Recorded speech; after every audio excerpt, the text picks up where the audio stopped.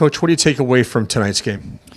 The guys stood up for themselves. They believe in each other. I always say, like, in life, when you believe in something, it's worth fighting for. And our guys literally did that tonight. And they care a lot about each other. And that's a gold standard in National Lacrosse League. The Buffalo Bandits are a great team, very well prepared.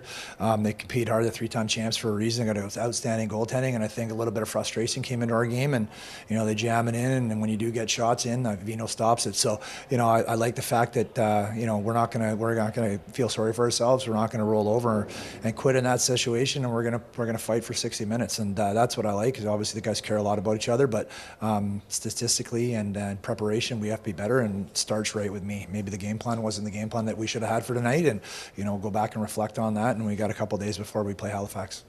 Okay, 5-6 days before Halifax. So what do you work on to get back to where you guys were before this game?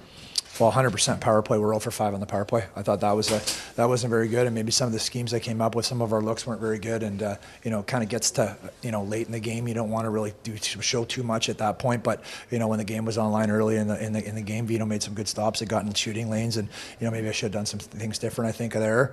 We battled hard on faceoff. It was a game of adjustments. They adjusted, we adjusted. We still came out kind of ahead on the faceoff side of things, which was good. Dubs gave us a real good chance early in the second half. He played extremely well, and then we went down the other end, we got one, and we had a little bit of momentum, and then it just, they got a couple more, and then it was tough, and then, it's time to put Batuli in. He's been a good teammate all year long, and, all of us support him, and, it was just, just kind of reset and give everybody a chance just to reflect a little bit and just, battle it out for the last, 27 minutes or whatever it was left in the game, but, guys care a lot. They're pissed off in that dressing room. The challenge is everybody needs to be, we all have to be a little bit better, and it starts at the top with me. You know what I mean? I need to be better. I need to, continue to work hard and give the guys the best chance to be successful. And I didn't do that tonight. No one likes taking losses like this. We haven't seen that many in the last 3 years that you've been here.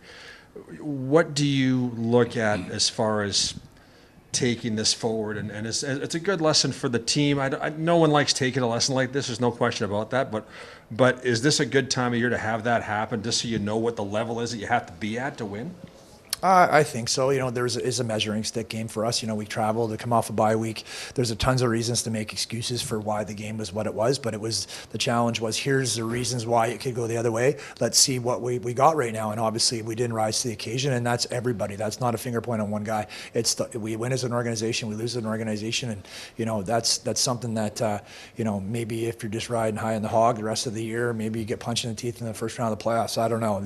But we've responded really well from losses throughout the year, and I don't expect us to be any different, and we're going to travel home and heal up and be prepared for Halifax, but there's a lot of things we need to be a little better at, and we'll start with the game plan, and once we tune that up a little bit, I think some of our shooting, we missed a net. I think Bobby said something like 38 times, which is like almost a whole total of goals, and that's total of shots in a game, but that's a testament their defense to getting shooting lanes, and then when we do get shots through, Vino stops the ball. So full credit to Buffalo. They played hard. Like I said, they're the gold standard in National Lacrosse League.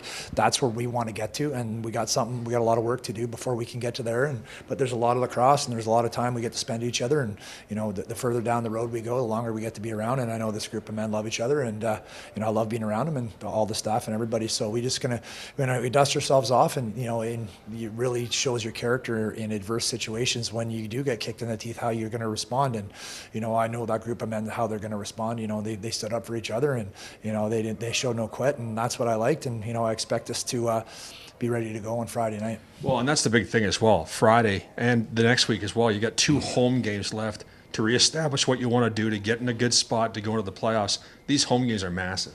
They are. It's a big game for us next week. Our fans have been great all season long. We definitely play better at Rogers than we do, in past and on the road. Even some games, especially tonight, we've been good on the road. Don't get me wrong, but we do play very well at Rogers, and it's nice to have our fans. And it's now the BCLA's going, and the kids are playing lacrosse, and there's a lot of buzz around the city. And I like to think that we got a lot of support from them. And they're like we are. They're not fair weather fans. They're gonna gonna feel the kick in the teeth too, but they're gonna come out in droves on Friday night, and we expect to put on a good show there and just get back to our ideologies and what we do to make ourselves successful, because that team took us out of our element, and that's not who we are, and we just got to kind of recommit to our identity, and I think that's something that we'll do over the next couple of days. Before I let you go, we always talk about community and about being part of the Lower Mainland and lacrosse being such a big part of it. But there's a young man named Hayden you want to talk about tonight. Yeah, Hayden Yearbury, good family friend. I coach him.